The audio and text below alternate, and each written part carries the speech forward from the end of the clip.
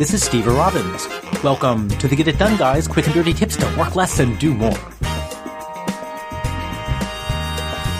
Today we're going to be talking about clear communication, specifically questions. Oh, it's been a rough day at Green Growing Things.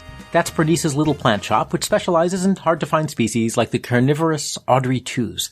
The store is in the running for first place in the Guinness Book of World Records for healthiest Audrey 2s raised with no inadvertent missing persons reports. The inspection team is due to arrive in just a few minutes. Bernice is beside herself. She's checking all the last-minute details. "Europa," she screams, "why did you water the Audrey 2s so much?" Europa, who is usually the cashier and not the plant caretaker, is puzzled. "What are you talking about?"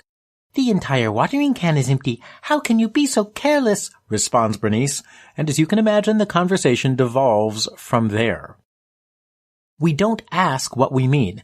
I've noticed this over the last several years, that we, and by we I mean almost everyone, including me, unfortunately, don't actually ask what we really want to know. What Bernice is actually concerned about is whether the Audrey 2s have been overwatered. But she didn't ask that. Instead, she asked Europa's reason for watering the plants so much. Well, while sometimes it might be obvious what she really wants to know, an awful lot of the time it actually isn't. And that's because we have hidden context. When we ask a question, we have a mental context for the question.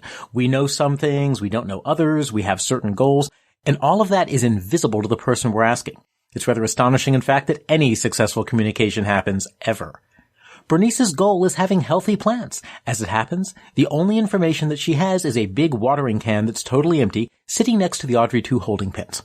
She has assumed that the can was full and that all of the water was used to water the plants. Check your assumptions. Before you ask a question, especially if you're upset, do a quick mental inventory. Ask yourself, what's my real concern? And see if you can make your question directly reflect what you really need to know.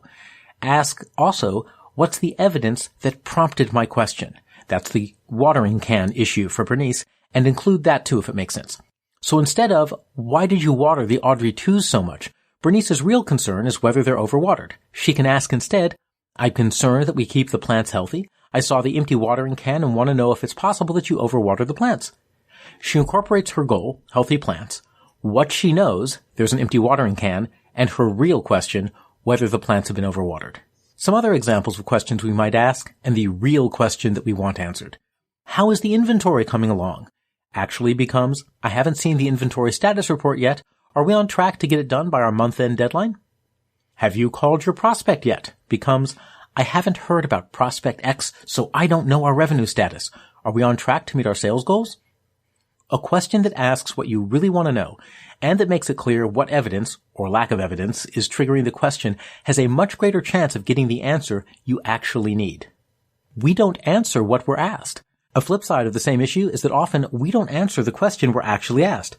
Sometimes it's because we're trying to answer what we think they really mean.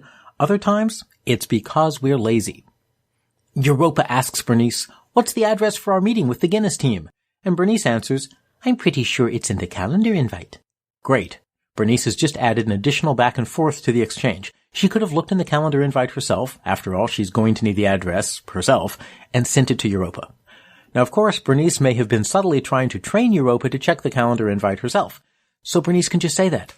The address is 1010 Anytown Lane. I'm pretty sure it's in the calendar invite, and if you didn't check there, it would save us both time if you could look there first next time. What Bernice doesn't know is that Europa did check the invite, but the calendar program had screwed up the address field, making it unreadable.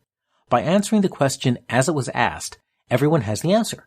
By acknowledging that she didn't know if Europa had checked the calendar invite or not, and then making the retraining comment explicit, all of the assumptions and all of the motives are on the table, and Europa can simply reply, thanks, my calendar invite wasn't readable, and of course I'll check that first next time. On the way to Anytown Lane, Bernice and Europa reviewed their earlier exchange, and a bit of being explicit about what each of them knew resolved everything. The source of their conflict was that Bernice assumed the watering can had been full, but no, Europa had only filled it halfway before watering the Audrey 2s. Once that was on the table, Europa understood Bernice's concern, and Bernice knew to check her assumptions next time. They arrived for the Guinness meeting with time to spare. The plants were so healthy and happy that Green Growing Things was awarded the world record. Communication can be tricky, and when it comes to asking questions, We know why we're asking, and we know what's triggering us to ask. The person we're talking to, however, doesn't. By making your experience explicit and asking your real question, you're more likely to get the response you want with a minimum of drama. And when answering other people's questions, answer the question they asked, and then go on to address what you believe may have been the real question behind the question. I'm Steve Robbins. Follow Get It Done Guy on Twitter and Facebook, and if you enjoy this podcast, please, please, please, please leave an honest review on iTunes at itunes.com/GetItDoneGuy. Reviews really help a lot. Thanks so much. Work less, do more, and have a great life.